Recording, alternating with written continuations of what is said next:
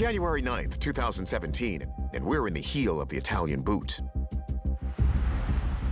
At 7:38 p.m., Lucio Margiotta, a teacher at the Music Academy of Salento, records something strange in the sky. Nena, guarda tu cellulare che sto fermo. A glowing orb appears to bob in the sky. Then it slowly expands into an elongated cigar-like shape. Si sta aprendo? And continues to expand until it forms a circular donut. Oh mio Dio, signore. The light phases or shifts from a greenish hue to white. Then the light reverts back to its original shape and color before fading away. No, guarda, mo adesso si è fatta di nuovo. When we look to the skies, there are certain things that we expect to see there. A really bright star, a drone, a satellite, a meteor. What we're seeing in this video doesn't look like any of those things. Lucio's video is just the latest in a millennia of strange sights over Italy. Roman myth is rife with the gods behaving in strange ways that would often resemble odd lights in the sky. The Roman historian Livy wrote of phantom ships seen gleaming in the sky. Classical paintings depict what appear to be flying saucers. And it didn't stop in the Renaissance. In October 1954, UFOs actually stopped a football game in Italy.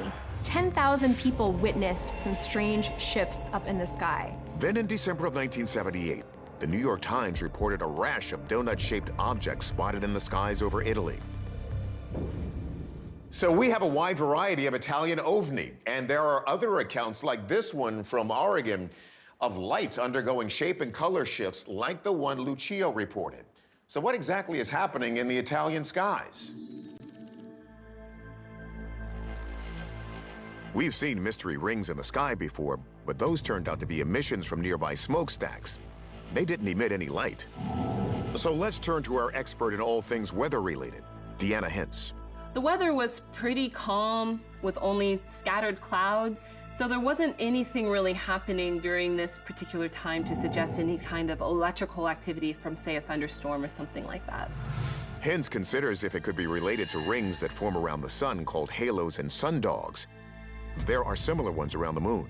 Light passing from either the sun or the moon is bent and refracted by ice crystals that are very high up in the atmosphere. And you will see a sometimes brilliant halo around that light source. Some look almost like UFOs with one big difference.